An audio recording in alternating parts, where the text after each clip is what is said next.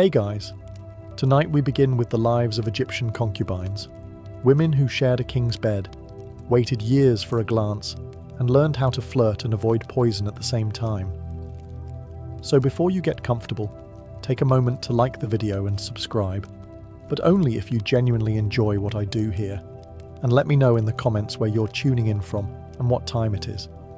It's always fascinating to see who's listening from across time zones and possibly curled up under a blanket with tea. Now, dim the lights, maybe turn on a fan for that soft background hum, and let's ease into tonight's journey together. The sun rises gently over the Nile, birds chirp, the palace stirs, and just as your dream is reaching its most dramatic moment, probably something involving a shirtless scribe and unlimited figs, you're awakened by the soft whisper of a servant telling you, with alarming cheerfulness, that you look a bit puffy this morning. Welcome to your life as a royal Egyptian concubine. You do not sleep in. The pharaoh might not visit today. In fact, he might not visit ever. But that doesn't matter. You are a state asset, a living ornament, and your body clock now belongs to the department of looking good before breakfast. You're lifted out of your linen sheets, scratchy but fashionable, and immediately handed a bronze mirror. This is not a gesture of kindness. It's a diagnostic tool. How's your complexion? Any eyebrow hairs gone rogue? Have your lips lost their lotus petal sheen? These questions are not rhetorical. Your entire future might hinge on whether or not your face looks slightly more radiant than the girl snoring next to you. Next comes stretching, not for fitness, for posture. A crooked back means bad profile angles, and bad angles mean you're stuck in the maybe later pile for eternity. You spend 10 minutes walking back and forth, balancing a bowl of scented water on your head while pretending you're happy about it. Breakfast arrives. A platter of dates, figs, and possibly a single pomegranate seed that someone cut in half to encourage portion control. You eat slowly because nothing ruins a lure like chewing. Across the room, other concubines do the same, each trying to look casual while also performing a silent, exhausting competition called Who Blinks Least while making eye contact with no one. The servant returns. She suggests a cool compress for your under eyes, which is code for you look like someone just told you the pharaoh prefers harpists. You comply. The cloth smells of lavender and ambition. And so the day begins, not with grandeur, not with glory, but with an endless parade of tiny, effortful rituals designed to make you appear effortlessly divine. You haven't spoken a word yet. You haven't left the room. But you've already fought your first battle, waking up and looking like you haven't aged in the last 12 hours. Spoiler, you'll have to do it again tomorrow. Bath time, as a concubine, is not about hygiene. It's about transformation. You are not just a woman with sleep crust in her eye. You are a vessel of royal potential, and apparently that vessel needs to be soaked, scrubbed, shaved, and basted like a sacred goose before it's considered presentable.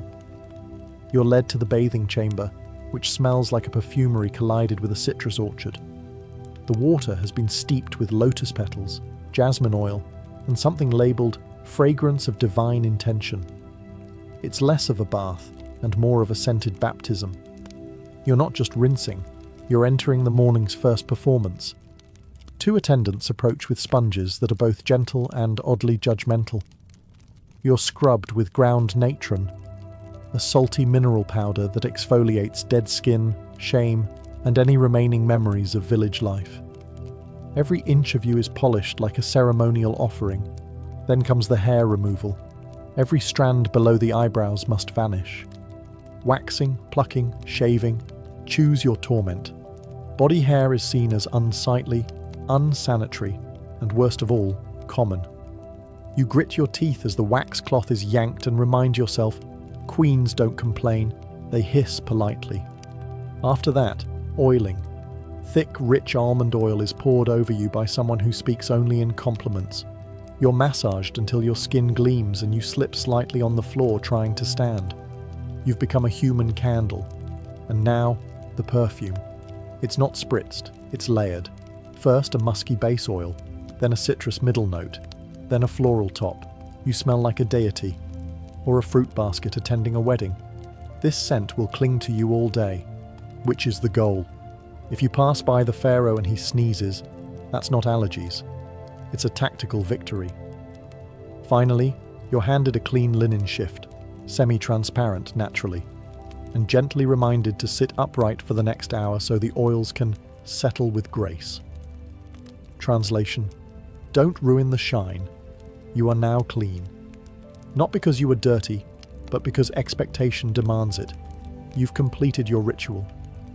After your ceremonial bath, you enter the next phase of the morning, the assembly of your face. Forget inner beauty. You'll need to earn divine favor with outer cheekbone symmetry and eyeliner so sharp it could be considered a military asset. You're seated in front of a polished bronze mirror, the ancient Egyptian version of a beauty influencer's ring light. A cosmetics attendant approaches carrying what looks like a miniature painter's kit. Powdered galena, red ochre, crushed carmine beetles. You are about to become a living fresco. First, eyeliner. Black coal is applied with the same seriousness one would expect from a priest handling sacred scrolls. The line must be precise. Not too thick, unless you want to look like you're auditioning to be embalmed. Not too thin, lest someone mistake you for a scribe's intern.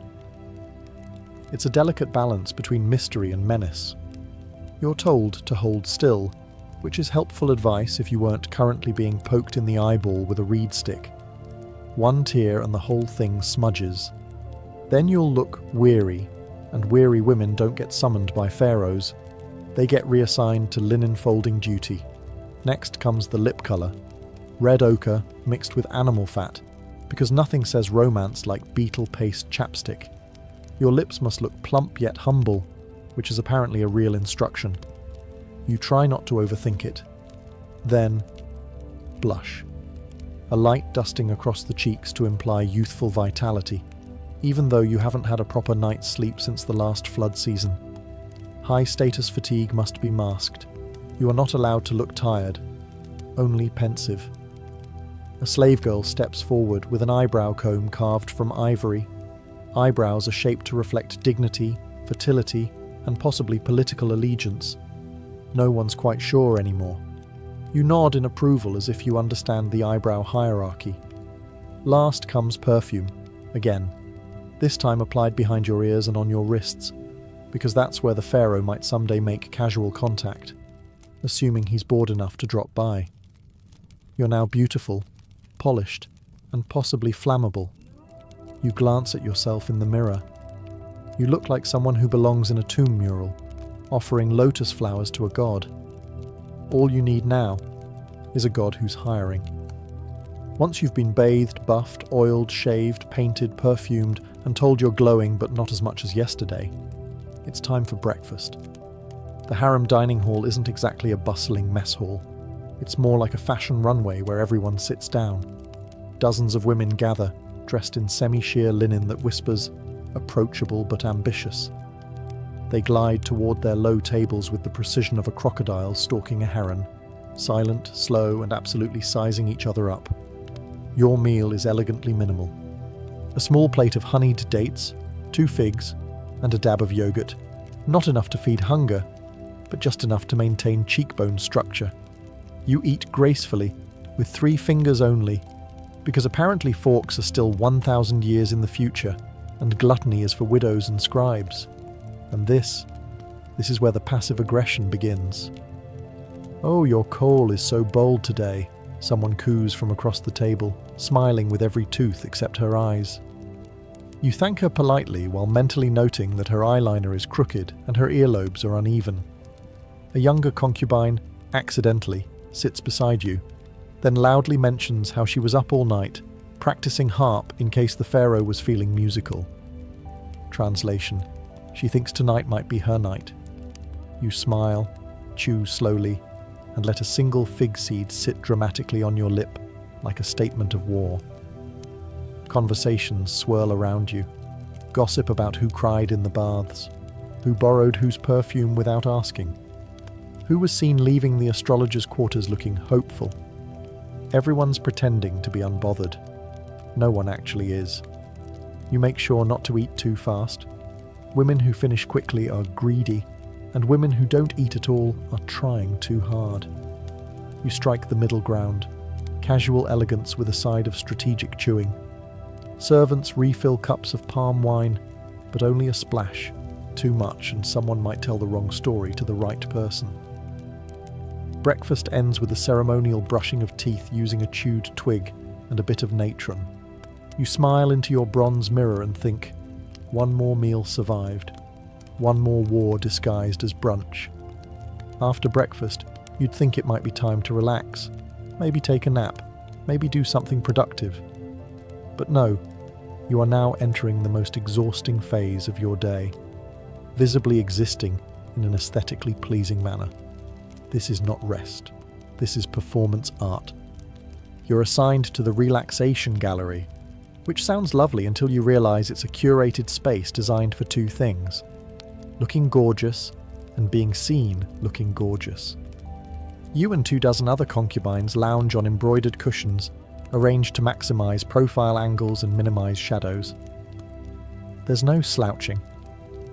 Posture must imply nobility, fertility, and mild but tasteful boredom. You're allowed to choose your activity, as long as it's something ornamental. Reading hieroglyphs aloud is too intellectual. Playing a harp is ideal.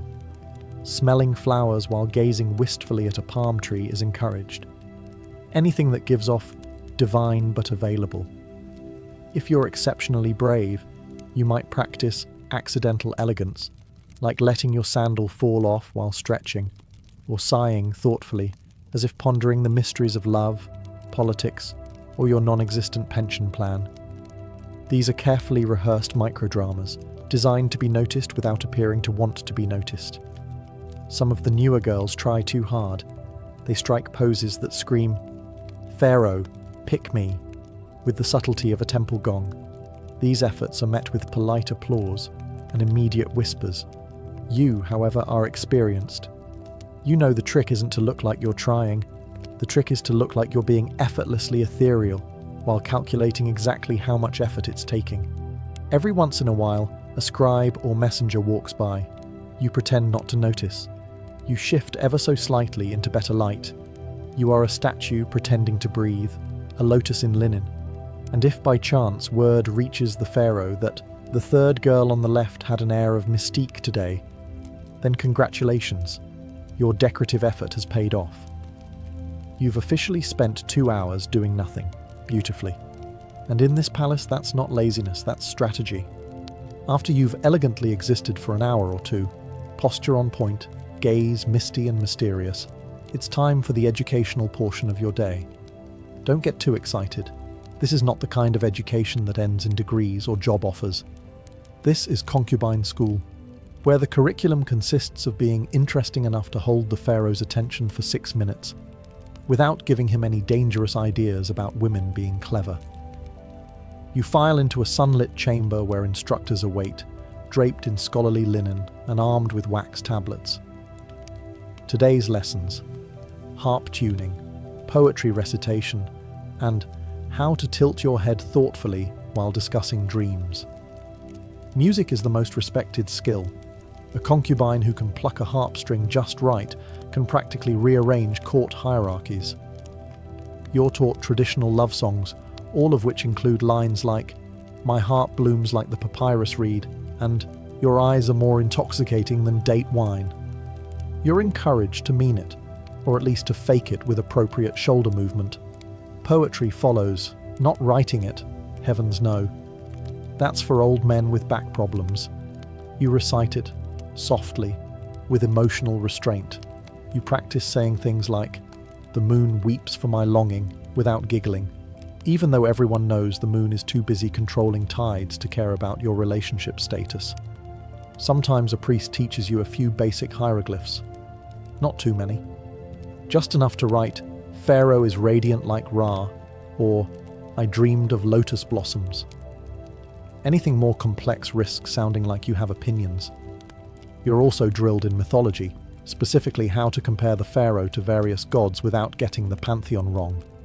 Anubis is strength, Thoth is wisdom, Ra is power. Never mix them up unless you want to be remembered as that one girl who called the pharaoh a jackal. At the end of the session, you're quizzed. Not formally, of course. Just tested with subtle questions like, if the king asked you your favourite god, what would you say? Correct answer, whichever one he reminds me of. Your education may not prepare you for the outside world, but if the pharaoh ever asks for a song, a poem, or a well-placed compliment, you'll be ready. Sort of. Now that you've recited enough poetry to qualify as a sentimental statue, it's time for refinement drills. A daily routine designed to make you move like smoke, smile like a goddess, and never, ever trip over your own feet in front of royalty. First up, walking practice. Yes, walking. You'd think you mastered that sometime around age 2, but no, not here. In the harem, walking isn't transportation, it's a performance. You're expected to glide across marble as if your feet barely touch the ground. Unfortunately, your sandals are slippery, the floors are polished, and there's always one girl secretly hoping you fall. To help, your instructor hands you a clay jug filled with water and sets it on your head. The goal? Walk the length of the corridor without spilling a drop or developing a lifelong resentment for upper body tension. Every step is a negotiation with gravity and pride. Once you've survived that humiliation, it's time for dance drills. You and the others are arranged in a line and taught to sway like river reeds, but sexier. Arms up, hips loose, but not too loose. You're still supposed to be respectable. You mimic the movements of temple dancers while praying that no one sees your right foot disobey orders. Mistakes are met with constructive criticism. Well, mostly just regular criticism. You're stiff, says one instructor. Your rhythm is hesitant, says another. You nod graciously while plotting to stab your own shadow with a hairpin. Then comes the gesture lesson. Concubines don't point, they extend. They don't wave, they fan. Everything must appear effortless, even when your arm's gone numb and your perfume is starting to evaporate. Next, you're reminded of how to kneel with devotion but no desperation. The difference, apparently, is all in the eyebrow angle. And finally, you end with voice training. How to speak softly, seductively, and never too quickly. You practice saying "my lord" 20 different ways, each with a slightly different meaning, ranging from "I am humbled by your greatness" to "please stop breathing near me." You're sweating, you're sore, and you've achieved precisely 0 things of measurable value. But you walk prettier now, which, in this palace, is everything. Once your daily regimen of balancing, bowing, and fake sighing concludes, you return to the common rooms, which function as the ancient Egyptian equivalent of a break room. If that break room were filled with silk-clad women locked in a silent war over eye contact and seating arrangements.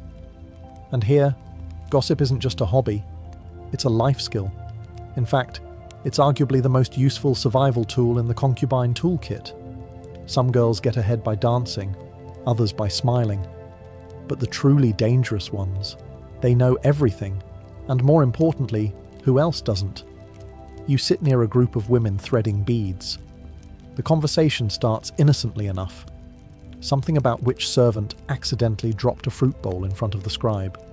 But within 5 minutes, the topic shifts to who got new jewellery, who was seen leaving the astrologer's room with smudged eyeliner, and who's been mysteriously quiet since last week's sandal fitting. Names are never said directly, only implied. The tall one with the heavy perfume.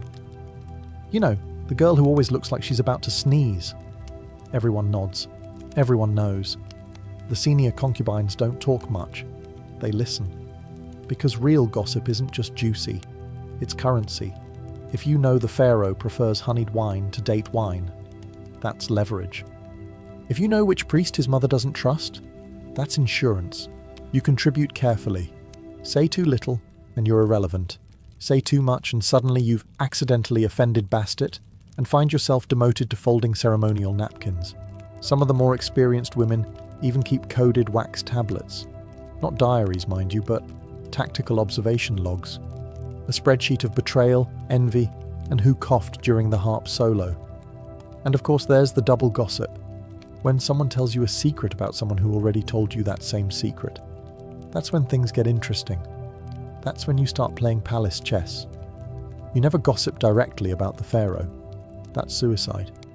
But about the other concubines, it's not just allowed, it's expected. You're doing your civic duty, really. By the end of the hour, you've learned more than in poetry class, and you've made eye contact with 3 potential future enemies. Success.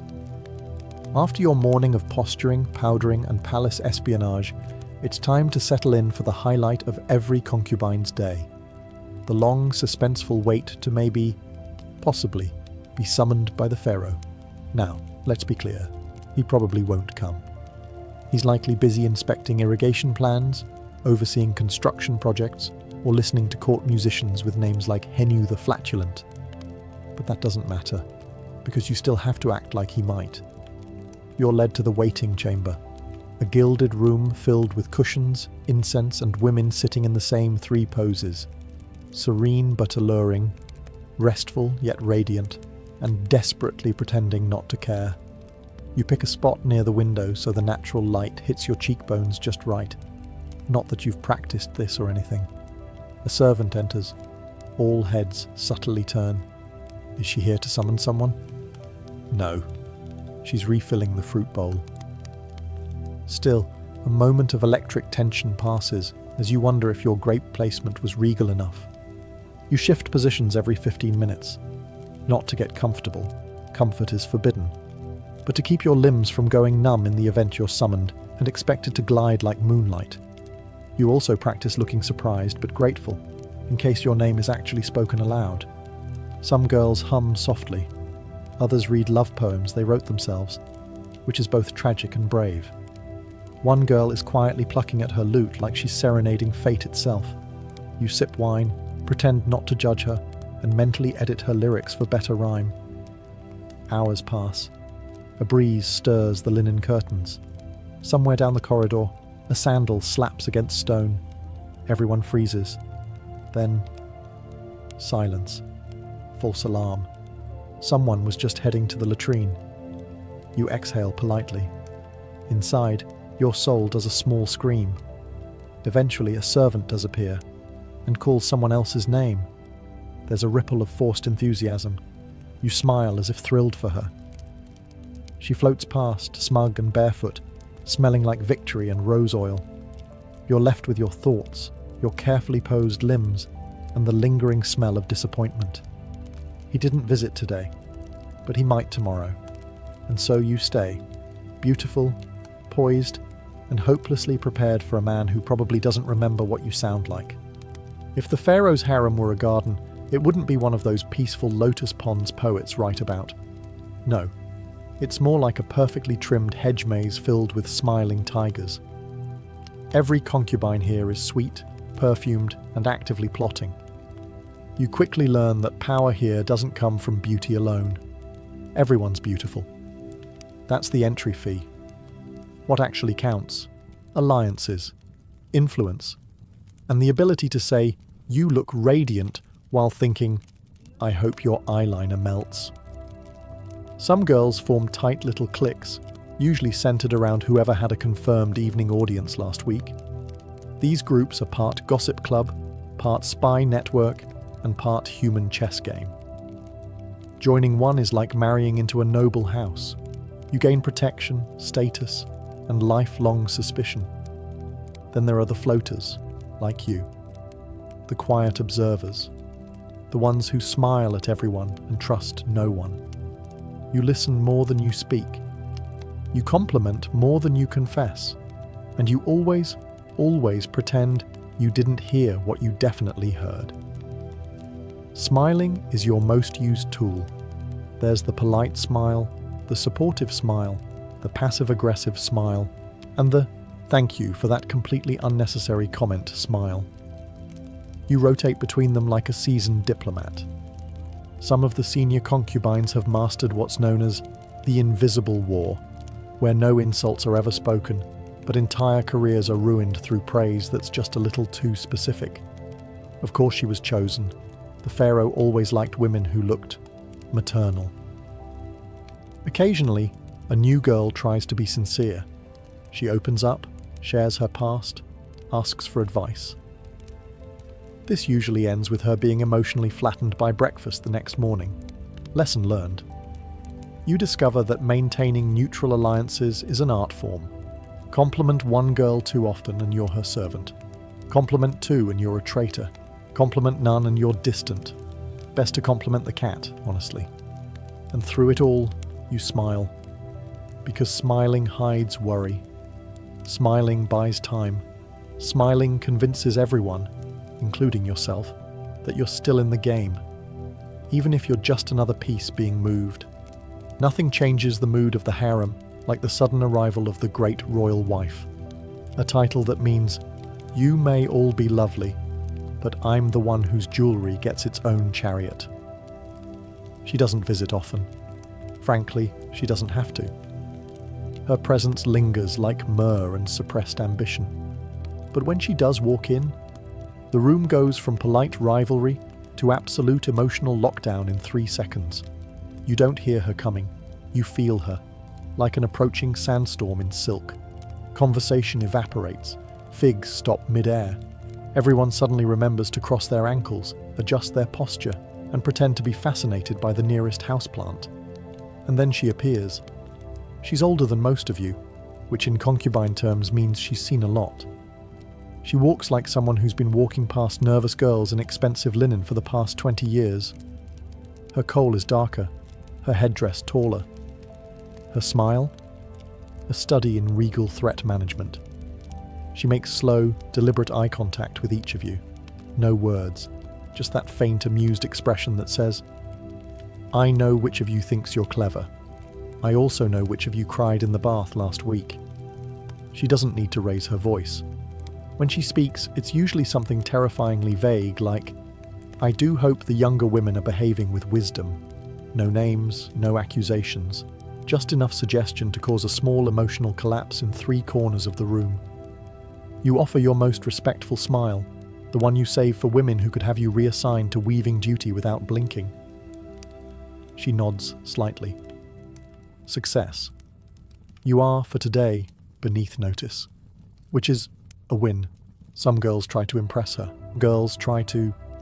They perform subtle acts of grace, retelling a myth, adjusting a flower vase just so, complimenting her choice of anklet like it's a sacred relic. She humours them. She's seen it all. Because she was you once, but she played the game better, and she won. Then, just as suddenly, she leaves, gliding out of the room like a vision in gold. No one breathes for 10 seconds. Then, slowly, conversations resume. Softer, more careful.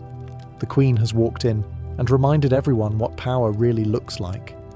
As the sun sets over the palace walls and casts a golden glow over the Nile, the atmosphere inside the harem shifts. Perfume is reapplied, hair is retied, linen is straightened. Because as darkness creeps in, so does possibility. And with it, an elegant form of emotional torment known as maybe tonight. You've spent all day being polished, painted, and perfectly polite. Now you wait, again. But this time, the stakes feel higher. This isn't about being seen, it's about being chosen. Maybe the pharaoh will send a servant, maybe not. The only certainty is the tension in the air and the faint smell of rose oil and ambition. The younger concubines pretend not to care. They hum softly, rehearse harp melodies, or casually mention they had dreams involving royal cobras and marriage. The older ones, wiser, sharper, simply sit back and sip their wine.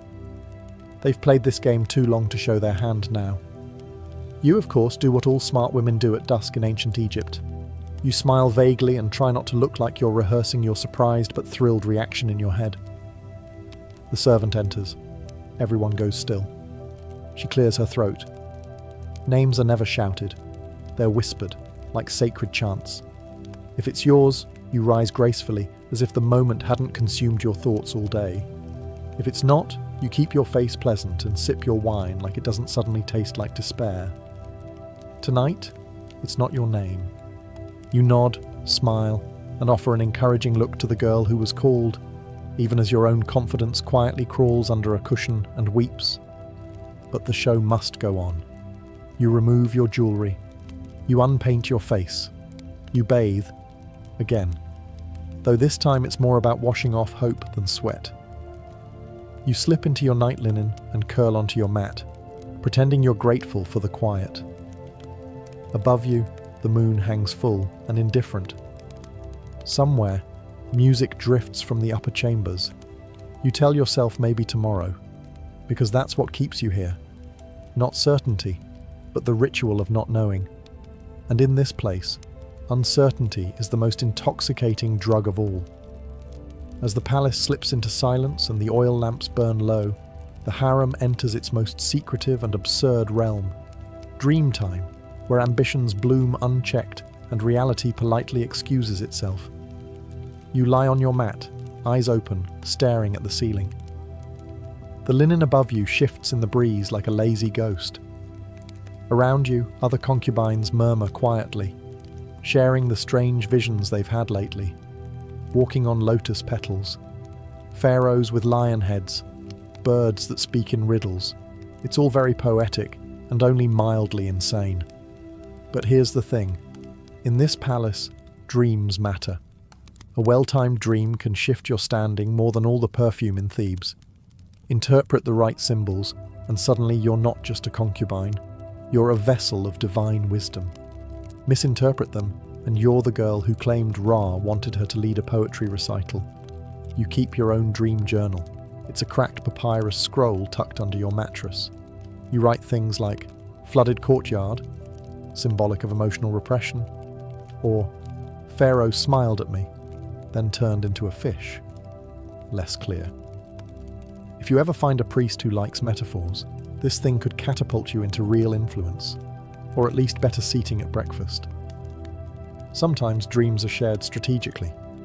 One girl recently dreamt she saw the Queen offering her lotus blossoms. Everyone knows it didn't happen, but now she gets invited to the Queen's embroidery circle. That's the power of fabricated sleep visions. They're deniable and useful. You dream too, of rising, of being more than decorative, of having your own estate, of whispering advice to the pharaoh and him actually listening. Occasionally, you dream of just leaving, but then you remember. Outside the palace there are fields, sandstorms, and husbands who chew with their mouths open. Inside, there's at least the illusion of opportunity. You roll over and whisper your latest dream to your friend. It involved a cat walking backward and offering you a crown. She nods like that's perfectly normal. Definitely bastard, she says. Power is coming. You both pretend to believe it, because here, dreams are currency.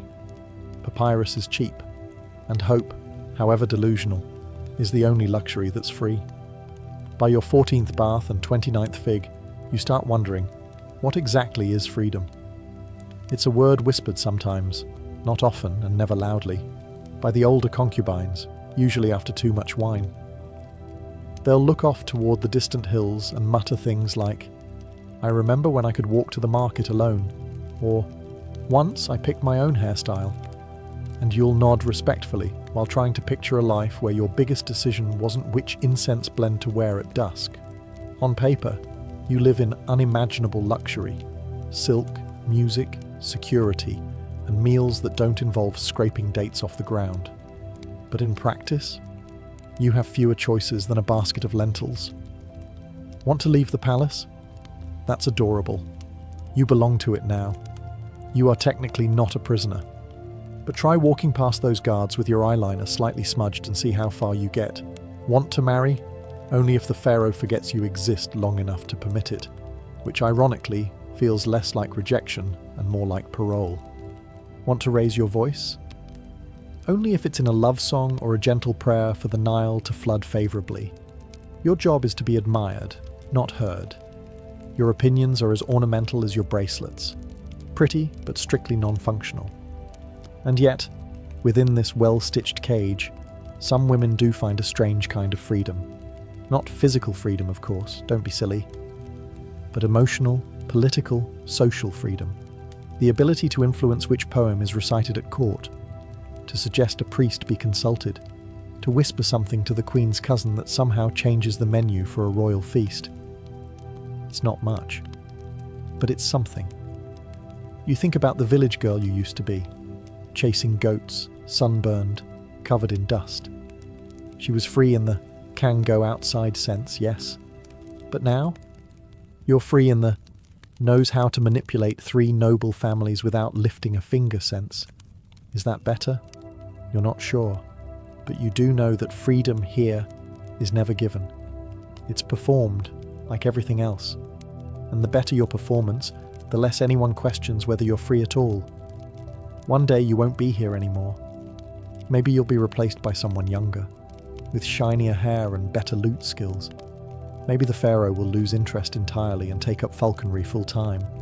Or maybe you'll be quietly reassigned to a country villa, where you'll spend your days sipping diluted wine and reminiscing about the time you almost got summoned but didn't because the Queen's cousin had a headache.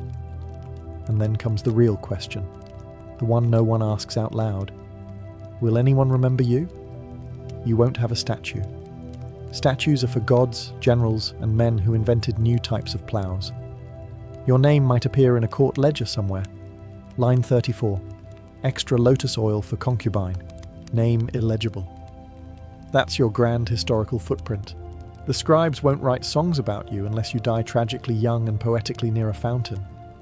But even then, someone else will probably get the credit. Still, you hope. You hope the Queen remembers you as the one with the steady hands, or that girl who never flinched during eyeliner application. You hope one of the younger concubines imitates your posture one day without realizing it. You hope a servant whispers, "She once made the pharaoh laugh," like it means something. Maybe that's all legacy really is. A few scattered memories drifting through someone else's afternoon.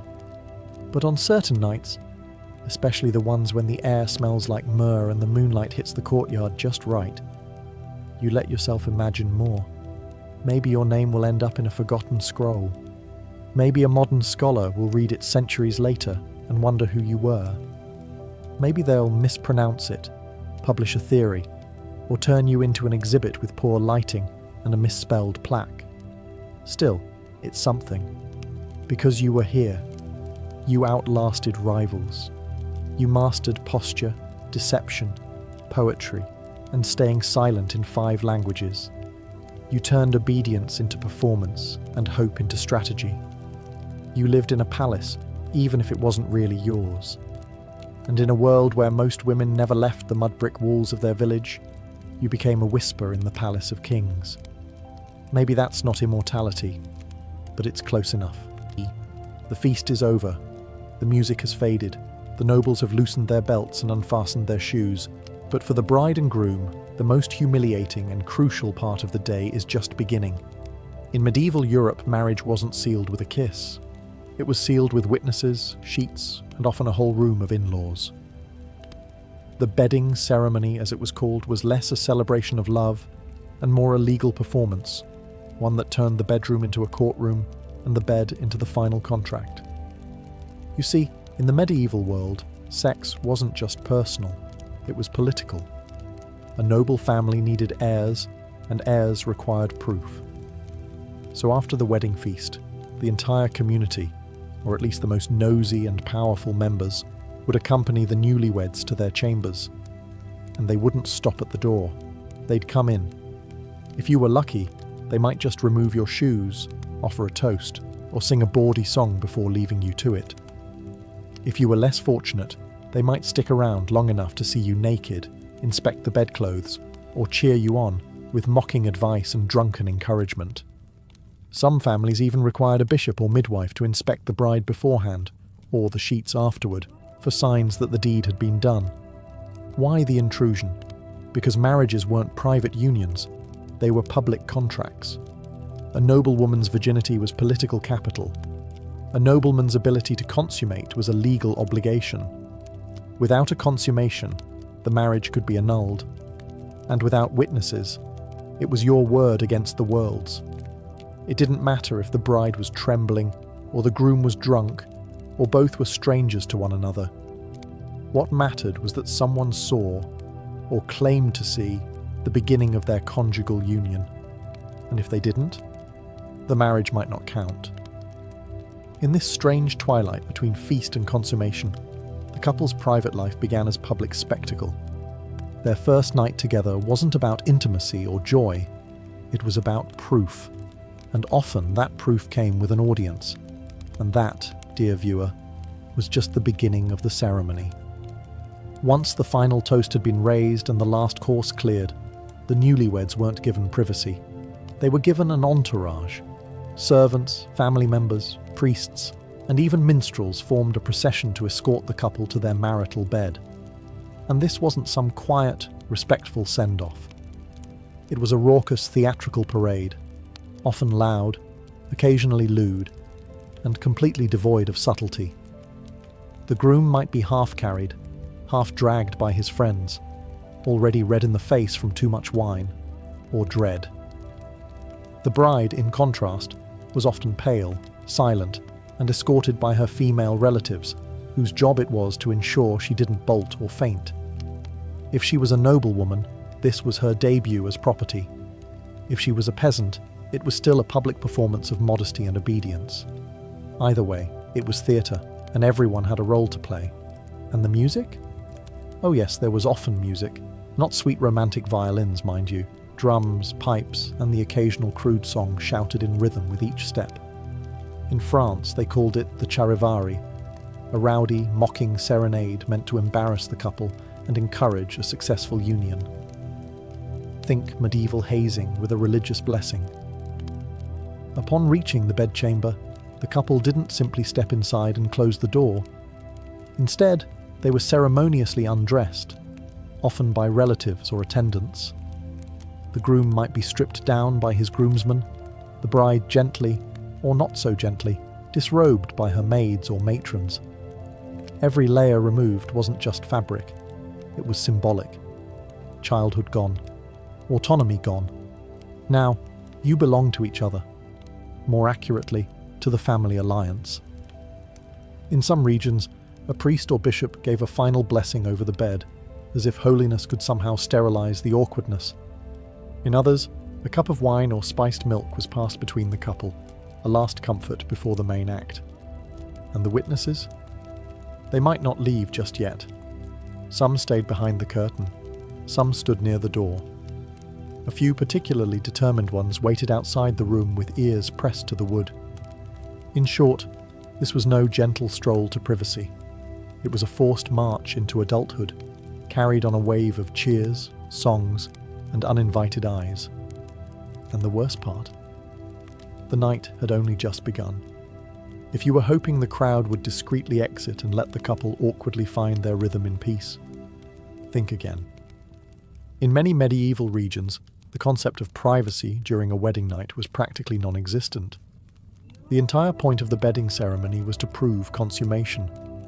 And in a world where land, power, and alliances were passed down through bloodlines, that proof had to be irrefutable, even if it meant peeking through curtains or literally sitting in the corner of the room. Let's be clear. Not all witnesses were intrusive. In some traditions, nobles or village elders might only escort the couple to the bed, remove a shoe, tuck in the covers, say a prayer, and then leave. Symbolic enough to count.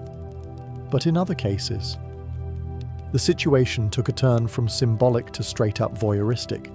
Certain royal courts demanded clerics, midwives, or matrons to remain in the room, just in case anything went wrong, or didn't happen at all. Some nobles even went so far as to appoint official witnesses, who would later sign written attestations of consummation. These weren't just casual guests, these were notaries of the night. The implication was clear: you weren't alone and you weren't allowed to fake it. It gets worse. There are accounts, yes, real ones, of high-born wedding nights where courtiers or family members would listen for specific sounds, watch for movements under the sheets, or even inspect the bed sheets the next morning for signs of deflowering. Blood-stained linen? Proof of virginity and honor. A clean sheet? Cause for scandal and annulment. And if the bride was suspected of being less than pure, the pressure doubled. She might be questioned, examined, or even accused of witchcraft if things didn't go as expected. The groom didn't escape scrutiny either. If he failed to perform, especially in noble families, it could trigger lawsuits, church inquiries, or diplomatic embarrassment. Of course, not every ceremony reached this level of absurdity. Peasants might have had a slightly more relaxed experience, often sending guests away after a few crude jokes and toasts. But in elite circles, where bloodlines were currency, failure to consummate publicly, or believably, could collapse entire dynastic plans. So imagine lying in a cold room, next to someone you barely know, with the faint sound of whispering relatives outside the door, and realizing your first act of intimacy is being treated like courtroom evidence. The door may have closed. The guests may have stepped out, some reluctantly. But for the newlyweds, the real ceremony was just beginning, and calling it romantic would be laughably generous. For many brides, especially noble women, this was a moment of intense dread. The wedding night wasn't about affection, it was about obligation, and often it was their first sexual experience. Groom, stranger, setting, alien, consent, technically implied but practically irrelevant. The whole experience was wrapped in pressure, performance, and fear. A misstep, a flinch, a failure, it could all unravel the family's plans. The bed itself was the stage. In noble households, it wasn't just any bed. It was ornately carved, placed in a special chamber, and often set aside for this one event. It might have symbolic decorations, pomegranates for fertility, lilies for purity, even religious icons nailed to the headboard, just in case divine intervention was needed to get things going. And while the couple may have been alone now, their minds were anything but private. The weight of expectations hung heavy. Produce an heir, prove your masculinity, bleed for your virtue, finish the job. The groom was expected to claim his bride. The bride was expected to endure it, no matter how painful, awkward, or terrifying it was. She was trained for modesty and silence. He was expected to be aggressive and efficient. For some couples, things went smoothly, or as smoothly as possible in a cold, high-pressure environment. Others weren't so lucky. The groom might be too drunk, too nervous, or too inexperienced to do anything at all. The bride might cry, freeze, or recoil. And if the night ended without success, that failure would echo for months, if not years. In fact, there were recorded cases where kings and nobles were humiliated for their inability to consummate their marriages. It wasn't just a bedroom issue. It became a matter of national gossip and political weakness. Entire annulments were justified based on the absence of consummation. And the evidence? Witnesses, rumours, and those all-important sheets. The bed wasn't a place of comfort. It was a battlefield of duty, performance, and generational expectation. And for many, it left psychological scars far deeper than any physical ones. If you thought the worst part of the medieval bedding ceremony ended at the threshold of the bedchamber, think again. Come morning, the real fun began, for everyone except the newlyweds. The first rays of daylight didn't just bring fresh air and chirping birds. They brought expectations, proof, evidence, gossip. In many noble households, the sheets were more important than the vows. And yes, someone was definitely coming to collect them. Enter the bed inspector. This could be a midwife, a chambermaid, or in royal circles, a high-ranking female relative.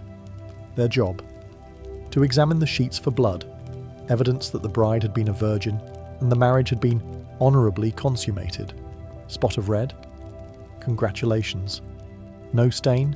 That's a problem. Now let's pause for a second. Virginity is not, medically speaking, a reliable thing to prove. The idea that all women bleed their first time is a myth, but tell that to a medieval father-in-law trying to secure his land inheritance. In his eyes, no blood meant no virtue. No virtue meant fraud. And fraud could invalidate a marriage.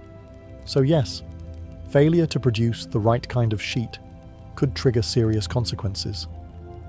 Accusations of deception, public humiliation, sometimes even an annulment. It was a rigged system, and the woman bore the weight of its failure. But even if the sheet passed inspection, the ordeal wasn't over. The couple was expected to appear together before the community or court. This appearance often included breakfast in bed, delivered by servants with smug smiles and knowing glances. Imagine sitting up, bleary-eyed, trying to sip watered-down wine while nobles smirked and passed judgment on your night's performance. In smaller villages, peasants might greet the couple with lewd songs or fertility dances. Think of it like a hangover wrapped in forced applause. No matter your social class, the unspoken question was the same. Did you do it? And more importantly, did you do it correctly? And let's not forget the gossip. Servants talked, relatives whispered. Even the priest might hint at things during his sermon. One awkward glance or offhand comment could set rumours in motion for years. Not all wedding nights ended with blood-stained sheets and satisfied in-laws. Sometimes things went badly. And in the rigid framework of medieval society, a failed bedding ceremony wasn't just awkward, it could be catastrophic. First, there was the issue of non-consummation. If the groom couldn't perform, due to nerves, drink, or sheer inexperience, the consequences were swift. Whispers would start before the couple even emerged from the room. A red-faced groom was bad enough. A frustrated, tear-streaked bride. Worse. By breakfast, the rumours had already lapped the castle walls. In some cases, the issue became a matter of public inquiry. Yes, public. Noble families with political alliances on the line couldn't risk ambiguity. If a prince couldn't consummate, that was not just a bedroom issue. It was a dynastic threat. Courts might call on midwives, physicians, and even clergy to test the groom's virility. In France and England, there were actual court cases where grooms were ordered to publicly prove their manhood. One unfortunate nobleman in the 16th century had to submit to a full investigation, complete with witness testimony and physical examination, all because his bride said nothing had happened. On the bride's side, failure to bleed could lead to accusations of prior impurity. Whether it was true or not didn't matter. The stain was on her reputation, and her family's honour hung in the balance.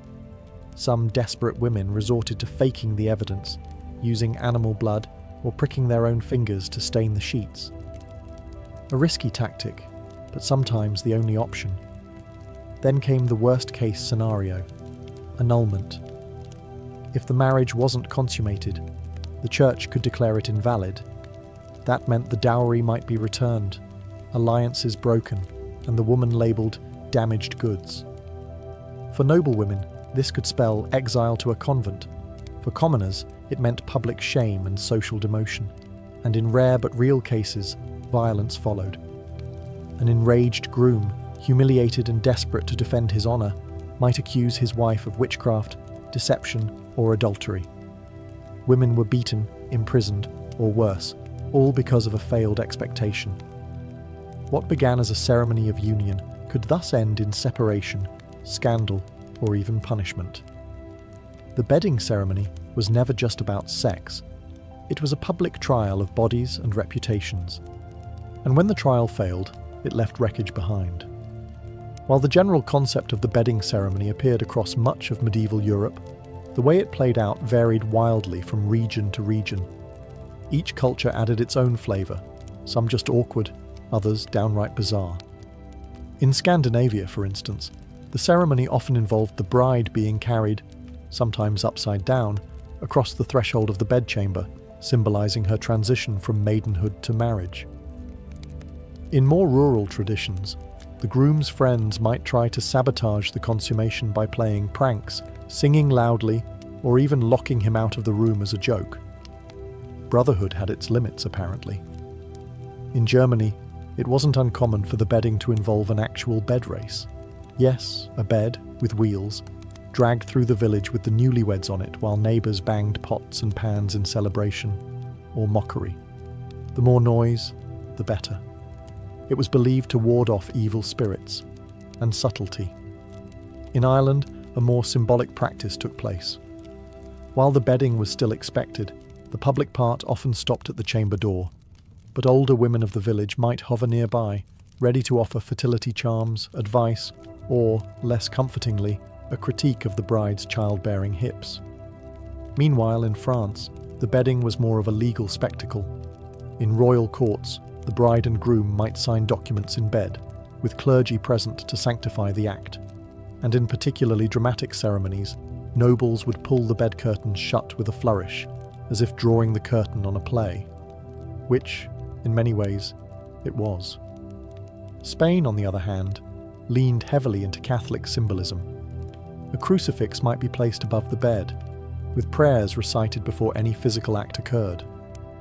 The church wanted to remind you, this was not just passion, it was duty blessed by God. Passion, of course, was optional. And among peasants, things were generally more relaxed, though still public. A village might follow the couple home with torches, sing songs outside the door, or even sneak up to bang on the shutters mid-act. Romance? No.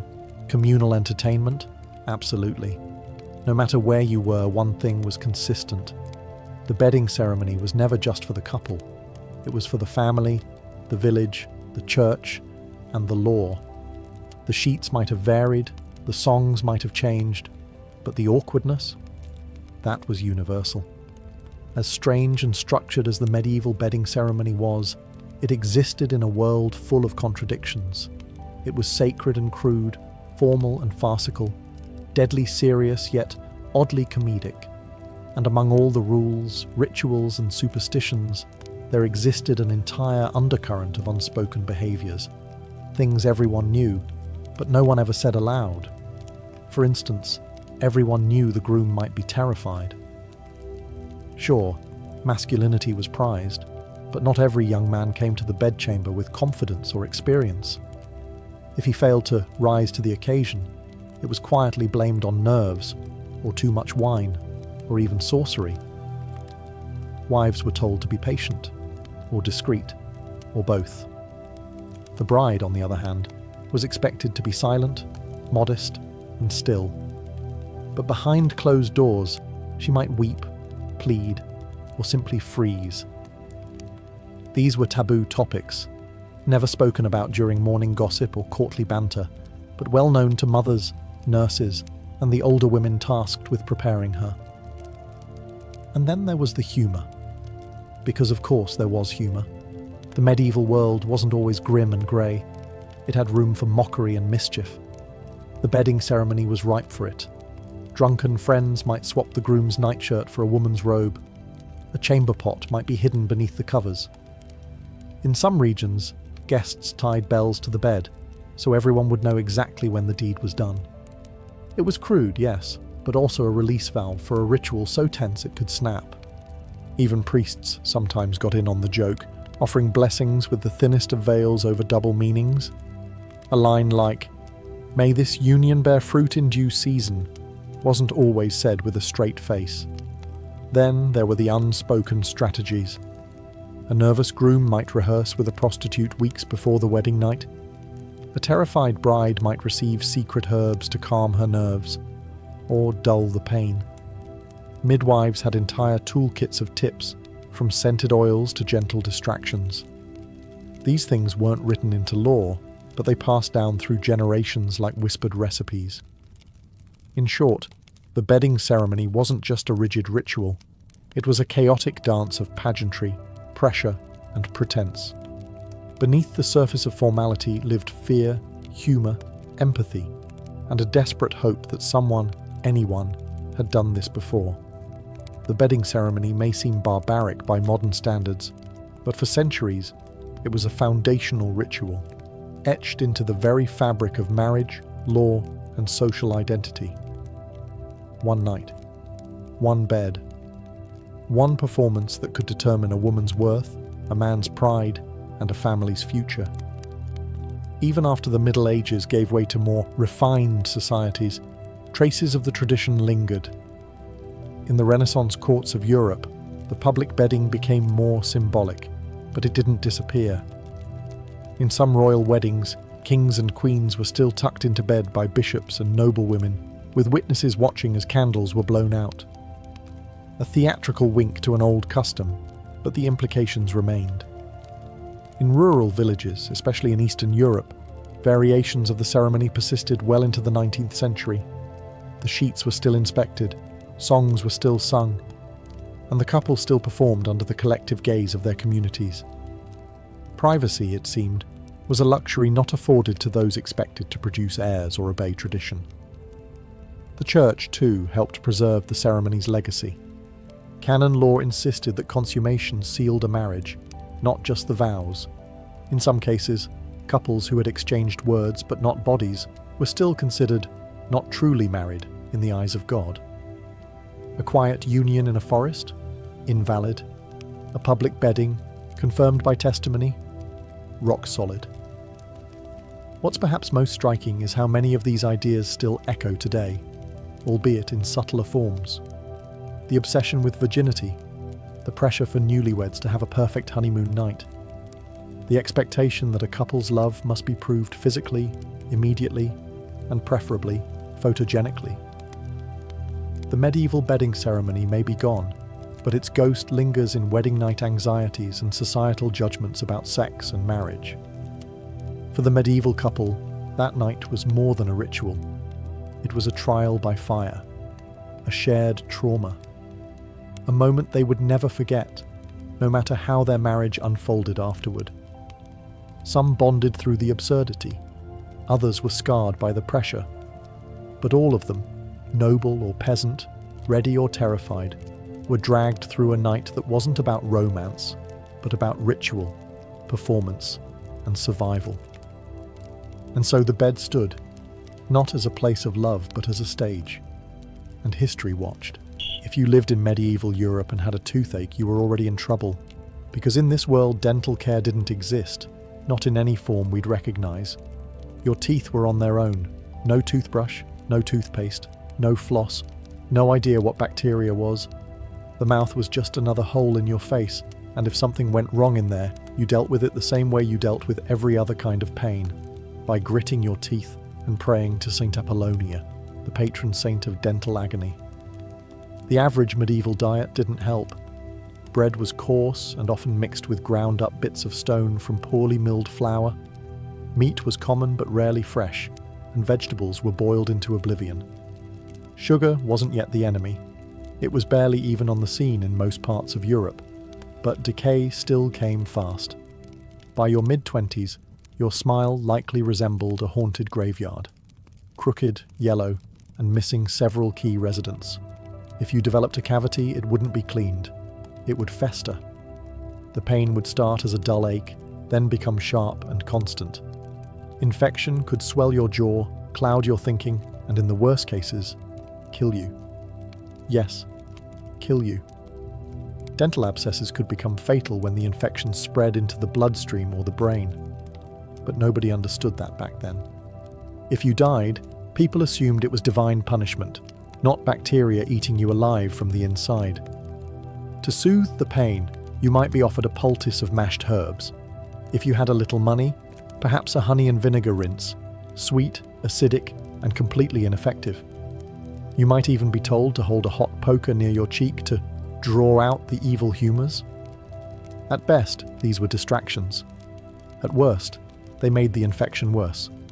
Eventually, someone, probably your mother, your priest, or your local village wise woman, would look at you and say, "It has to come out."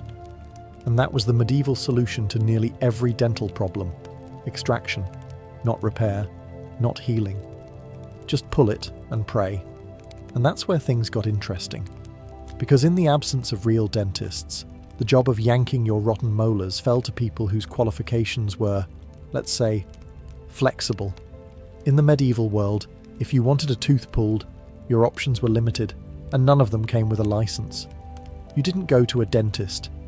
That word didn't even exist.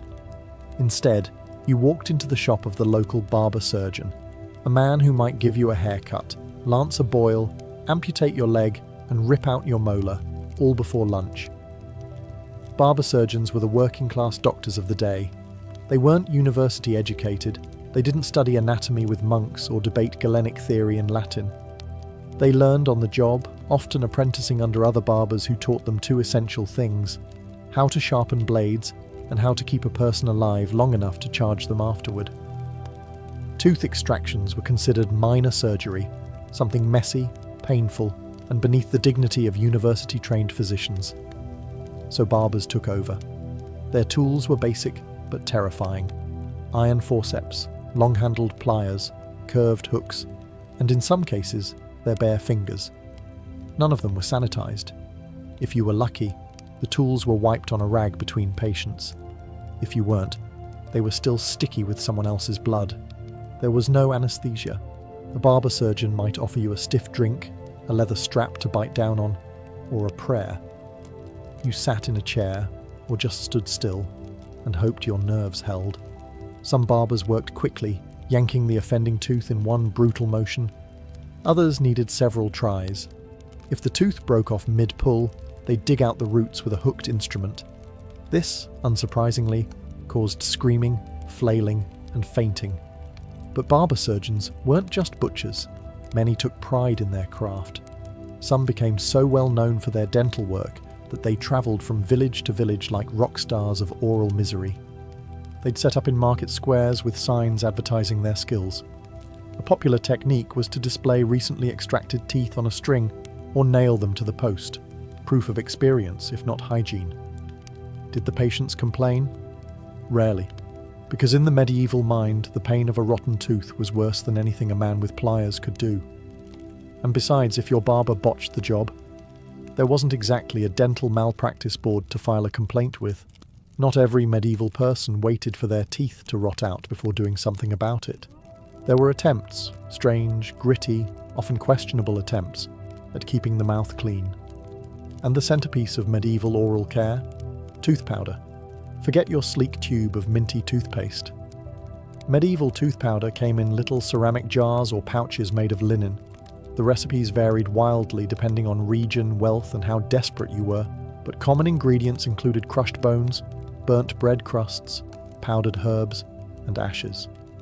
Some added crushed oyster shells, pumice stone, or charcoal for extra abrasion. In short, it was like scrubbing your teeth with sandpaper and calling it self-care. The powders were applied with a rag, a finger, or if you were wealthy, a rudimentary toothbrush made from twigs or hog bristles. No one really understood the concept of bacteria or tooth enamel, so the goal wasn't to kill germs, it was to scrape away grime and improve your breath. If your mouth smelled like death, you were probably considered unlucky, sinful, or French. Mint, sage, rosemary, and salt were popular additions, not for hygiene, but for scent.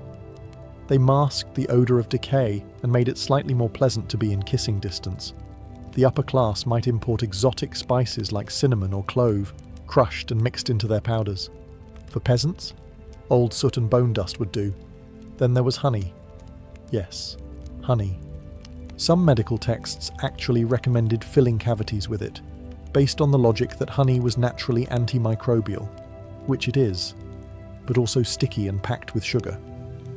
So the end result was like stuffing a wound with syrup. It may have calmed the pain temporarily, but it also accelerated the decay. And yet, it was still one of the better ideas they had. Some remedies ventured into the absurd. Powdered mouse skulls, boiled dog's milk, and even urine rinses were touted by certain quack physicians as cures for toothache. Did they work? Of course not. But when your gums were throbbing and your jaw was swelling, you'd try just about anything. In short, medieval oral care was less about prevention and more about survival. If your breath didn't kill your social life, the powder probably just wore your enamel down to the nerve. But hey, at least you tried. When medieval medicine failed, and it often did, people turned to the next best solution: magic, religion, or both. Because if crushed bone powder and honey-stuffed cavities couldn't fix the problem, maybe God or a charm tucked under your pillow could. Toothache, in the medieval mind, wasn't always caused by bad hygiene. It could be punishment for sin, the work of a malevolent spirit, or even the result of toothworms. Yes, worms. Many people genuinely believed that little squirming creatures burrowed into their teeth and gnawed away at the roots. Some swore they saw them. Others believed the sound of pain, the throbbing, was actually the worms wriggling inside. To treat these imaginary invaders, you could try smoking them out. One common folk remedy involved blowing hot vapor from burning henbane seeds directly into the mouth. The idea? The worms would flee from the heat and die. More likely your gums would just blister, and your bad breath would turn lethal. Then there were toothache charms, often written on parchment and worn around the neck. Latin prayers, astrological symbols, or even nonsense scribbles were believed to carry healing power. If the charm failed, you could always invoke Saint Apollonia, the martyr who had all her teeth pulled out and became the patron saint of dental sufferers. Her image was carried in pockets, carved into church walls, or worn on amulets by people clutching their cheeks in agony. The church, for its part, tried to walk the line between superstition and salvation. Monks often acted as doctors in monasteries, offering herbal remedies and prayers in equal measure. Some medieval medical texts, written by clergy, advised fasting and confession as a way to purify the humours and ease tooth pain. Others simply told you to offer a mass and hope for divine mercy. For wealthier patients, the church sometimes offered holy relics for healing: a bone fragment from a saint, a vial of blessed oil, or a sliver of the true cross. Just place it near the sore tooth and wait. You might still die of sepsis, but you'd die feeling spiritually clean. At the end of the day, when no powders, pliers, or prayers worked, the medieval mouth became a battlefield between faith and infection, one where neither side had a particularly good track record. In the medieval world, pain wasn't something to be avoided. It was something to be endured, like bad weather or your in-laws. There were no anesthetics, no Novocaine, and certainly no soothing ocean soundtracks piped in during treatment. Pain was expected. In some ways, it was even respected. Tooth extraction wasn't a quiet, clinical affair. It was a public performance of agony. Picture this. You're slumped in a wobbly wooden chair, cheeks swollen, your mouth open while a man in a blood-stained apron rummages around with iron tongs. There's no sedative, no sterilization. Maybe a gulp of strong wine if you could afford it. Maybe a prayer if you couldn't. The barber surgeon would grip the offending tooth and pull, twist, or wedge it out.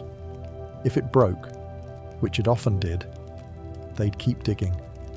The pain could be so intense that people fainted or vomited. Some bit clean through their own lips, trying not to scream. Others were physically restrained by assistants or relatives. And still, they came.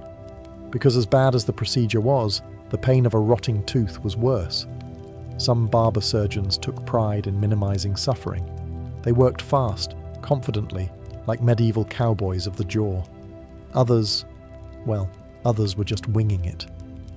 There are records of teeth being shattered, jaws dislocated, or entire chunks of gum torn out. If the wound got infected afterward, and it often did, you simply lived with it, or didn't. Even more grim, some dentists claimed to treat multiple patients in a row using the same unwashed tools. No boiling, no wiping, not even a rinse. One mouth's bacteria passed to the next like a cursed relay baton. The concept of cross-contamination didn't exist yet. And if you were unlucky enough to develop a post-extraction abscess, you could find yourself back in the same chair, this time begging for someone to lance the swelling with a knife. So why didn't more people just tough it out? Because the pain of doing nothing often became unbearable. And in an age when prayer, honey, and powdered bone dust couldn't help, ripping the tooth out by force was the only option left. And pain? That was just part of the price of survival. No numbing, no apologies, just iron and willpower, and a bucket for the blood. Not every dental horror took place in a dark back room. In fact, some of the loudest screams came from the village square, right between the sausage vendor and the man selling geese. That's because many medieval extractions happened out in the open, courtesy of travelling tooth pullers. These weren't trained professionals. They were showmen, itinerant peddlers who moved from town to town, setting up makeshift stalls at fairs and market days. They wore flamboyant clothes, carried massive sets of pliers, and claimed to cure every ailment from toothache to heartbreak.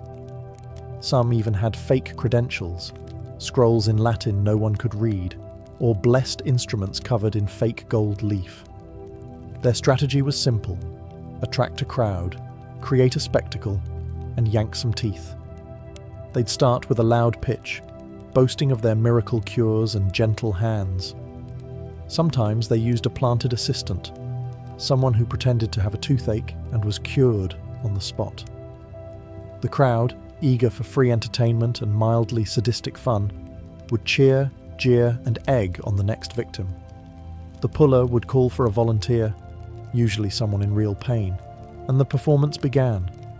The tooth was yanked out in front of everyone, held aloft like a trophy. Blood? That was part of the thrill. Screaming? Even better. It proved the man was doing real work. After the extraction, the tooth puller might sell homemade remedies, bottles of herbal elixirs, clove-soaked rags, or mysterious powders to keep the rot away. These were usually just mixtures of spices and wine, but they gave the illusion of aftercare. Whether they helped or not didn't matter. The crowd left entertained, the toothless man left dazed, and the puller left with a pocket full of coins. Some were surprisingly skilled. Others left a trail of broken teeth, split lips, and lawsuits, if such things had existed. Either way, they served a purpose. In places where no barber surgeon operated and monasteries were miles away, these men were the last resort. They were medieval dentistry's answer to a drive-through, quick, dirty, and unforgettable. So next time you're sitting in a climate-controlled office, staring at your dentist's polished tools, remember, you could be in a muddy village square, surrounded by chickens, while a man in a feathered hat holds your molar up to a cheering crowd. If you thought having royal blood meant better dental care, think again. Medieval kings and queens might have owned gold, jewels, and castles, but their teeth were just as terrible as everyone else's. In some cases, even worse. The upper classes had access to more food, but that didn't mean healthier options. Nobles gorged on sweetmeats, dried fruits, white bread and wine, all of which were devastating for teeth. Sugar, while rare, was a luxury imported from the East, and when it did appear in the kitchens of the elite, it was used recklessly, in pies, sauces, and preserved fruits.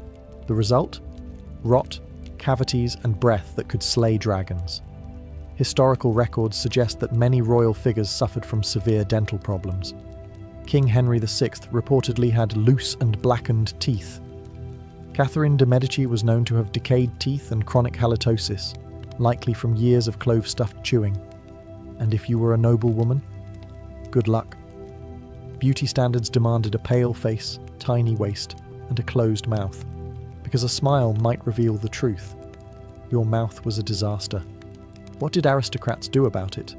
They had access to the best barber surgeons, of course, which mostly meant getting their teeth yanked by someone in nicer clothing. Queen Elizabeth I famously suffered from terrible dental pain. She was so afraid of having a tooth pulled that one of her bishops had a rotten tooth extracted in front of her. To prove it wasn't so bad, it didn't work. She refused treatment until the infection spread to her jaw. Nobles also tried to cover the problem with cosmetic tricks. Some painted their teeth white with lead-based powders, highly toxic, of course. Others chewed perfumed pastilles to mask the stench of decay. Perfume for the mouth. Imagine that. No wonder courtships happened mostly through letters. In portraits, you'll notice, royal smiles are rare. That wasn't an artistic choice, it was practical. Smiling showed your teeth. And if your mouth looked like a battlefield of broken enamel, better to keep your lips firmly shut. So while peasants screamed in village squares and merchants stuffed honey into molars, the royals suffered behind velvet curtains, hiding their crumbling smiles with jewels, etiquette, and denial. While extractions and tooth powders dominated the dramatic side of medieval dentistry, the daily reality was filled with strange habits, persistent myths, and a few surprisingly practical routines, if you knew where to look. Let's start with the basics. Most people didn't brush their teeth in the modern sense, but that doesn't mean they did nothing. Chewing sticks were common, especially among the poor. Twigs from aromatic trees like hazel, juniper or mallow were frayed at one end and used to rub the teeth. Think of it as a primitive toothbrush with built-in flavour. Not effective against cavities, but better than letting roast goose sit on your molars for 3 days. Mouth rinses were another staple. People gargled with vinegar, wine or even urine. Yes, urine, based on the belief that its warmth and acidity could cleanse the mouth and kill invisible humours. Monks recorded recipes combining red wine, cloves and sage, boiled and cooled to use as a rinse. Spicy and antiseptic? Almost. Then there were the myths. Some believed that rubbing crushed emeralds or pearls on the teeth would keep them white. Others claimed that kissing a donkey, yes, a donkey, would cure toothache. The logic? Something to do with transferring pain. Still others thought a spider's web packed into a sawtooth would catch the pain and trap it. The spider was less thrilled. Breath was also a major concern, especially among the upper class. Bad breath wasn't just gross, it was considered a sign of spiritual decay. As a result, people chewed on fennel, cloves and anise to keep their breath fresh during public events, court appearances or confessions. The irony, of course, was that many of the things they chewed, like sugar-coated nuts, contributed to the very decay they were trying to hide. Children were taught early that tooth pain was a punishment for lying or gluttony. Some were made to pray every time they ate sweets. Others were given amulets to wear during teething, little bones, bits of coral, or charms etched with prayers. So while dental science was still centuries away, the medieval person did what they could. Armed with superstition, sticks, and stubbornness, they navigated oral hygiene as best they could, dodging decay with home remedies, prayers, and whatever wasn't nailed down in the herb garden. By the end of the medieval era, mouths across Europe were in shambles. But something was beginning to shift. Slowly, painfully, and with more trial than success, medieval dentistry began its long crawl toward becoming a real science. The seeds of change came from a few brave or possibly deranged individuals who decided that maybe there was a better way than just yanking everything out. Late medieval and early Renaissance manuscripts began to include illustrations of teeth, jaws, and even primitive dental instruments. Arabic medical texts, particularly those of Avicenna and al-Zahrawi, were translated and circulated, offering more advanced ideas about oral hygiene and anatomy. Ideas far beyond bone powder and barber pliers. Monasteries, too, began to keep better records. Monks documented successful treatments, refined herbal rinses, and even recorded which patients lived after tooth extractions, and which, well, didn't. Trial and error may be grim, but it's still data.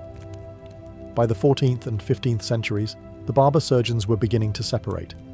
Some chose to specialize in surgery, and a few even focused on the mouth. The idea of a tooth specialist began to emerge. Not respected, not licensed, but at least recognized as something different from the guy who shaves your beard. Cities began to regulate street pullers, forcing them to register or apply for permits. Some were banned from setting up in public squares altogether. The wild days of tooth extractions between sausage vendors were slowly fading.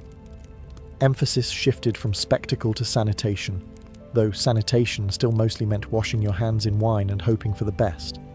And perhaps most telling, people began to fear tooth pain less and fear bad teeth more. The aesthetics of the mouth were slowly gaining social currency. By the Renaissance, white teeth were seen as a mark of beauty, not just health. Perfumed pastes and enamel polishes made from crushed coral became fashionable among nobles. Smiling in portraits, even slightly, began to make a cautious return. Of course, real dentistry, complete with drills, fillings, and anesthesia, was still centuries away, but the path had been cleared. The days of barber surgeons and travelling tooth pullers were numbered. So next time you lean back in a padded chair, numbed and comforted, just remember, Your dental experience today stands on a mountain of medieval molars, pulled by torchlight, with pliers, in a chicken-filled marketplace. And somehow, humanity survived it, with most of its teeth intact. Life on the Mongolian steppe was unforgiving. Icy winters, blistering summers, endless winds, and no permanent kitchens. In that harsh environment, food had to be more than nourishing. It had to be portable, durable, and fast. Mongol warriors didn't sit down to long meals. They ate on the move, on horseback, sometimes in the saddle, and always with survival in mind. The backbone of this diet was meat, especially mutton, goat, and horse. But this wasn't the kind of meat you'd find sizzling over a fire every night.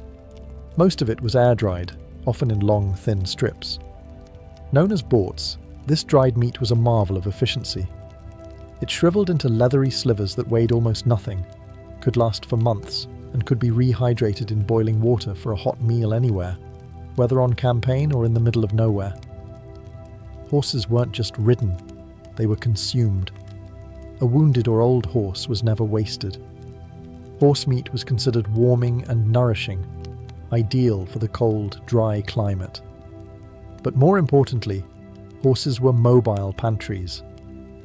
A Mongol could ride with a bag of borts tied to his saddle and a source of milk beneath him, his own mount.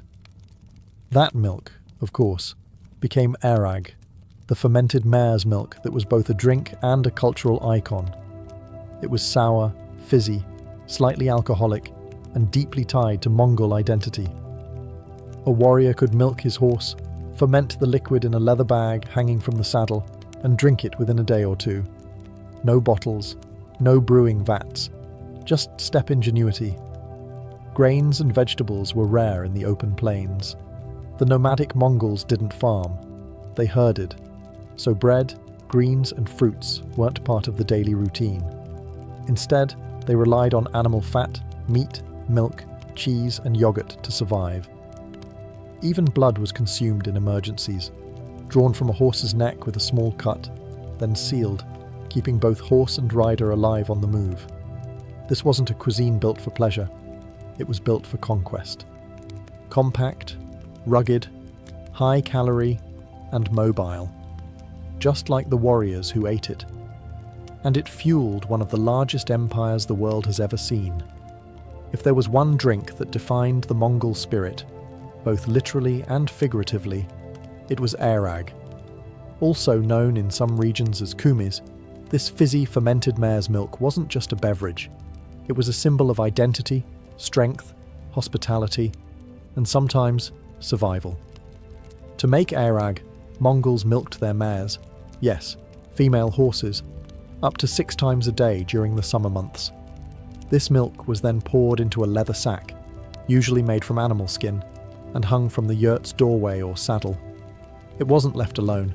It was stirred constantly, sometimes by hand, sometimes by passing children tasked with kicking or punching the bag as they ran past. Fermentation needed movement, and Mongols had no shortage of it. After a day or two, the milk would sour and fizz, transforming into a slightly alcoholic, tart, cloudy drink with a kick strong enough to lift a weary rider's spirits. Airag wasn't distilled like vodka. It was natural, raw, and teeming with bacteria that made modern health inspectors sweat. But for Mongols, it was the nectar of life. Airag served many purposes. It quenched thirst, it provided vital calories, and it gave a buzz that Mongol warriors described as clarifying rather than dulling. In hot weather, it cooled. In cold weather, it warmed. During feasts, it was poured generously. During negotiations, it was offered with a bow. To refuse it was not only rude, it was deeply insulting. Guests arriving at a Mongol camp were traditionally greeted with a shallow silver bowl of airag. It was customary to take at least a sip, even if the taste shocked the tongue. Foreign visitors often described it as smoky vinegar churned with yogurt, or milk that had gone too far. But for the Mongols, it was a sacred drink, and no feast, no matter how grand, was complete without it. There were also variations. Older airag could be distilled into a stronger liquor called arki, clear, sharper, and not for the faint of heart. This became the Mongol version of spirits, used in toasts, rituals, and sometimes even in medicine. In short, airag was more than just fermented milk. It was fuel for the steppe, a tool of diplomacy and a cultural cornerstone.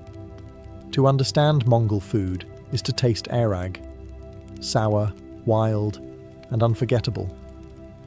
The Mongol army didn't conquer half the known world on an empty stomach. Their battlefield rations were stripped down, brutal and effective, just like their campaigns. Forget army kitchens or supply caravans. Mongol warriors carried their food with them, sometimes tucked into their saddlebags, sometimes under the saddle itself, slowly warming as they rode. The most critical staple was borts, strips of dried meat, usually mutton or horse, sliced thin and left to dry in the open air until it became tough and leathery. It was as close to jerky as one could get, without seasoning or sugar. Lightweight and nutrient-dense, borts could be eaten raw, like trail mix, or boiled into a simple soup. One handful could sustain a man for an entire day. But Mongols didn't stop at meat. They also relied heavily on fat, especially in the form of cakes or dumplings made with rendered mutton fat, flour, and sometimes dried cheese. These high-calorie snacks were brutally efficient, dense, greasy, and packed with enough energy to power a horse raid at full gallop. They didn't melt, spoil, or crumble. You could ride for days with one stuffed in your sleeve. In colder regions, warriors also drank broth made from boiled animal bones, a rich, oily stock that helped maintain warmth and energy during long campaigns. Combined with dried meat and fat, it created a kind of proto-stew that could be heated quickly over a fire, or even with hot stones dropped into a pot of water. For longer marches, warriors sometimes mixed borts with water in a flask, letting it steep throughout the day. By nightfall, they had a makeshift soup without needing to stop and cook.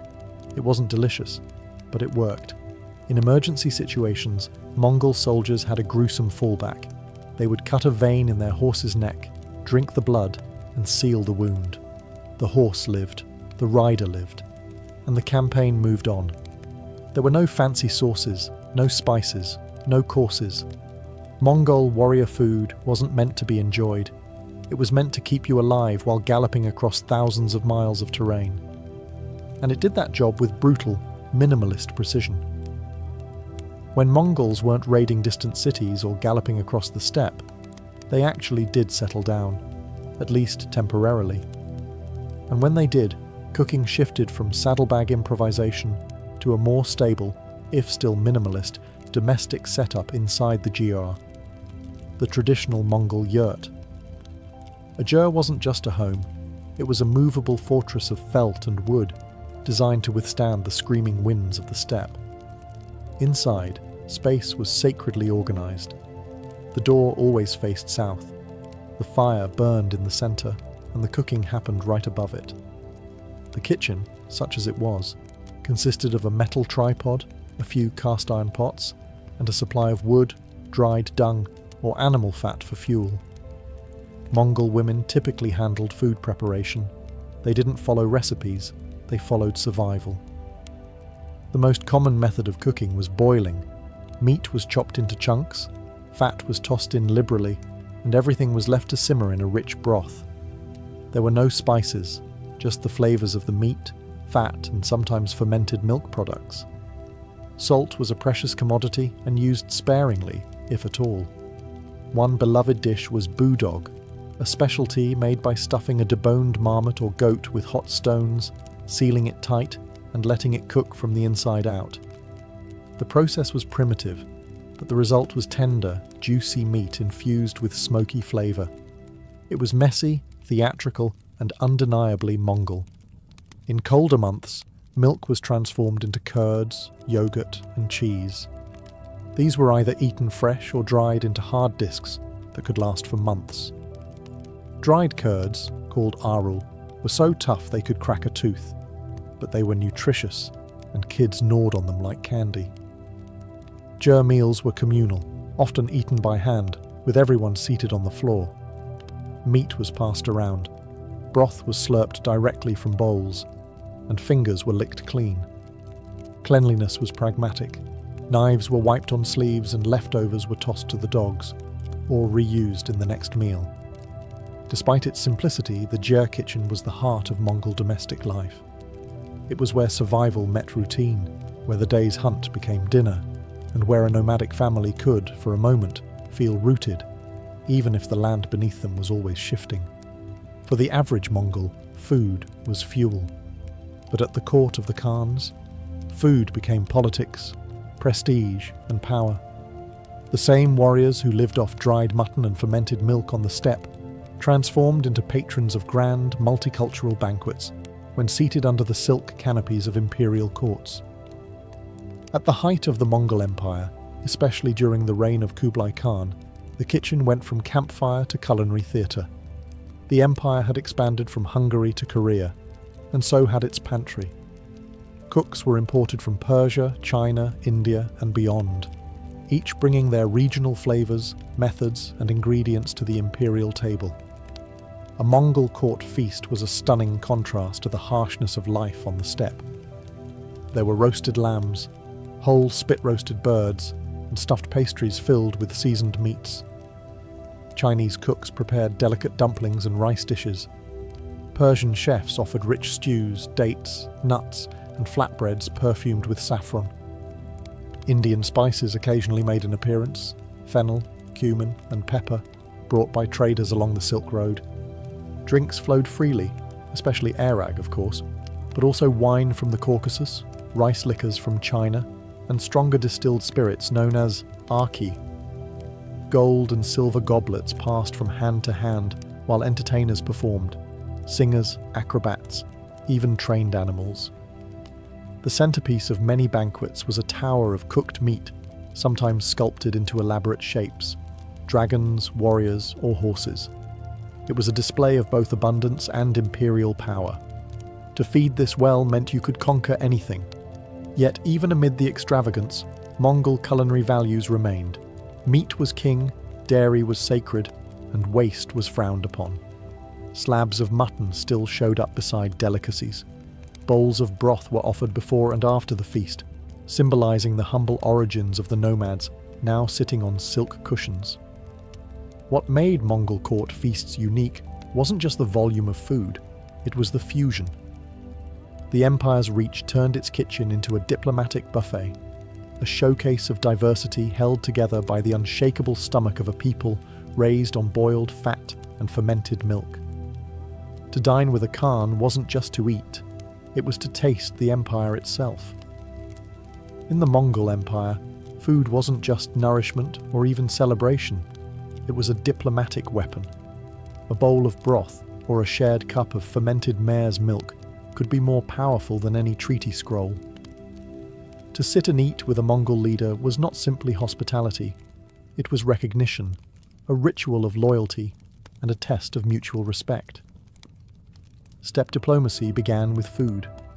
Foreign emissaries and merchants arriving at a Mongol camp or court were not immediately brought before the Khan. First, they were fed. Irag was poured. Mutton broth was served. The quality and order of dishes revealed everything: how honoured the guest was, whether the Mongols considered them a friend or someone to watch. Declining food, especially arag, was a diplomatic disaster.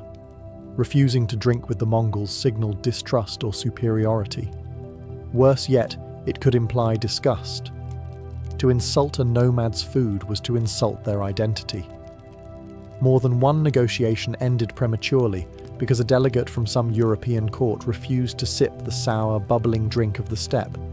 And just like that, talks collapsed. But for those who embraced the ritual, the rewards were enormous. Merchants who shared their own dishes, dried fruits from Persia, dates from Baghdad, wine from Armenia, often found themselves welcomed, protected, and given special trading rights. The Mongols appreciated novelty, but only if it was offered with humility. Feasts were often used to cement alliances. Marriages, military agreements, and new vassals were celebrated over long tables strewn with lamb ribs and bowls of boiled dumplings. Guests were expected to eat heartily, not just as a courtesy, but as proof they could stomach the reality of being under Mongol rule. Food was also used as a subtle test. An ambassador might be offered a cut of meat from the shoulder, a position of honor. If the meat came from the rump, it was a polite way of saying, "You're not that important." A bowl of rich broth indicated respect. A bowl of thin milk, bare minimum. In the Mongol world, diplomacy began with the teeth. And to survive it, you had to know when to chew, when to toast, and when to nod politely with a mouth full of boiled fat. For a nomadic people constantly on the move, food preservation wasn't just smart, it was life-saving. Without pantries, cellars, or marketplaces, Mongols had to turn their diet into something mobile and shelf-stable. And they managed to do that using nothing more than wind, sun, salt, smoke, and sheer practicality. The most iconic preservation technique was air drying. Meat, especially mutton or horse, was sliced into narrow strips and hung from ropes strung between yurts or saddles. The cold, dry Mongolian air did the rest. Within days, the meat lost most of its moisture and became borts, the ultimate protein-packed travel ration. Properly dried, it could last for months, even years, without spoiling. This borts could be ground into powder and mixed with water to create quick soups, added to dough for dumplings, or simply chewed like jerky. It was light, compact, and virtually indestructible, perfect for warriors galloping across the Gobi or deep into enemy territory. Dairy, too, was preserved in ingenious ways. Milk was churned into butter, then clarified and stored as fat blocks. Yogurt was dried into arul, rock-hard cheese curds that could be eaten as is or softened in broth. These weren't snacks. They were edible insurance policies, capable of surviving a long winter or a failed hunt. Fermentation was another tool. As we've seen with Airag, mare's milk was turned into a fizzy alcoholic drink.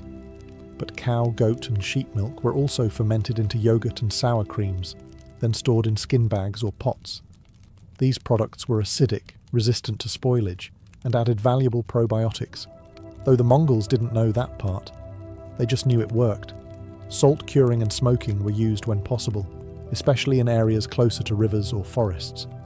Fish could be smoked and tied to saddles. Organ meats were often boiled and stored in fat to prevent spoilage, a kind of rustic confit. Storage itself was creative.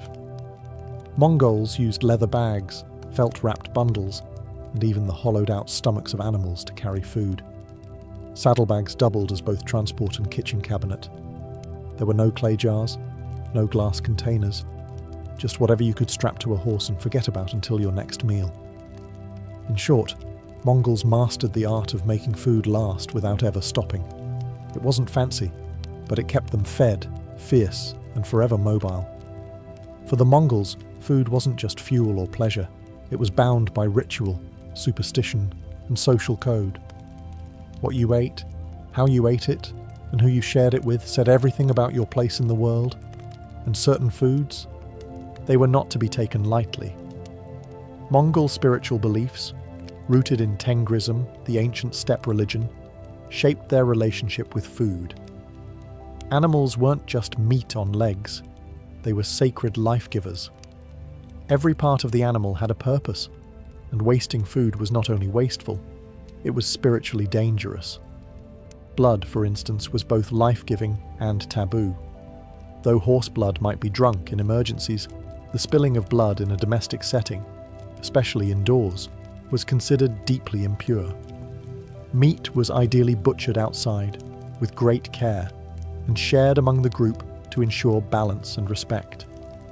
The fire in the yurt used for cooking was sacred. You didn't throw bones into it. You didn't shout or curse near it. And under no circumstance did you ever step over it. Doing so was believed to insult the spirits and bring misfortune, not just to the person who committed the act, but to the entire camp. Certain foods were avoided altogether. Dog meat was generally taboo among Mongols, in contrast to some neighbouring cultures. Fish was rarely eaten, despite Mongolia's rivers and lakes. The reason? Water spirits. Fishing was seen as disruptive, and water was considered a pathway for spirits, both good and bad. To eat what lived in it could draw unwanted attention from the other world. Leftovers, too, were treated carefully. Uneaten food wasn't thrown out casually. Bones were buried or fed to animals. Liquids were never poured into the fire or onto the ground near the yurt. Everything had its place, because everything could offend something unseen. And then there was hospitality, practically a religion itself. Offering food to a guest, even a stranger, was mandatory. Denying someone meat or milk, even if you had little yourself, was not just rude, it was shameful. Hospitality ensured survival, and in the vast, empty steppe, it might be the only thing that kept you from starving during a snowstorm. In Mongol culture, every bite carried meaning. Food was survival, yes, but also spirit, order, and honor. The Mongol Empire may have crumbled, but its foodways galloped far beyond the steppes, leaving traces in cuisines from Eastern Europe to China, from the Middle East to Siberia. As the empire expanded, so did the reach of its recipes, ingredients, and attitudes toward food. Simple, practical, mobile, and meat-centered. Take dumplings, for example. Variants of stuffed dough can be found across the former Mongol territories. Buz in Mongolia, manti in Central Asia, pelmeni in Russia, and byaozi in China. They differ in size and spice, but all share the same concept. Ground meat wrapped in dough, easy to cook in batches and simple to transport. It's not a stretch to say Mongol influence helped these recipes spread and evolve across borders. Fermented dairy, too, left a mark. The tradition of sour milk drinks, like kefir in the Caucasus or ayran in Turkey, reflects a legacy of nomadic milk preservation pioneered on the steppes. The belief in the strength-giving power of sour milk didn't fade. It adapted. Even today, travelers across Central Asia still encounter ayrag's modern cousins, some just as fizzy, just as pungent. Meat-centric stews and skewers, from Uyghur lamb kebabs to Siberian game soups, carry echoes of Mongol hearth meals. The lack of spices, the focus on meat and fat, the minimal use of grains, these are culinary footprints of steppe life. Even the Persian dish cello kebab, though now richly spiced, evolved during Mongol rule, when meat on a stick became imperial fare. In China, the Yuan dynasty under Kublai Khan opened court kitchens to multicultural experimentation. Recipes from Persia, India, and the steppes were recorded in imperial cookbooks. Mongol court banquets influenced Ming-era cuisine, layering Central Asian stews into the foundations of Chinese hot pot culture.